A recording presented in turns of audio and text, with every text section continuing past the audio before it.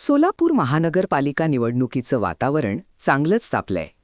प्रभाग 22 मध्ये भाजप उमेदवार अंबिका नागेश गायकवाड यांचे चिरंजीव प्रेम नागेश गायकवाड व मोहित गायकवाड हे पैसे वाटत असतानाचा व्हिडिओ सोशल मीडियावर व्हायरल झालाय.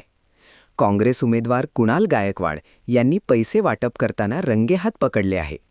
भाजप कार्यकर्त्यांना पैसे वाटत असताना रंगेहात पकडताना काँग्रेस कार्यकर्ते आणि भाजप कार्यकर्त्यांत झटापट झाली आहे.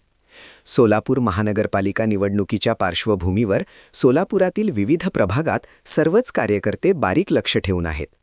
सोलापूर शहरातील प्रभाग क्रमांक 22 मध्ये निवडणूक आचारसंहितेचा भंग झाल्याचा गंभीर प्रकार उघडकीस 14 जानेवारी 2026 रोजी सकाळी उघडकीस आला आहे.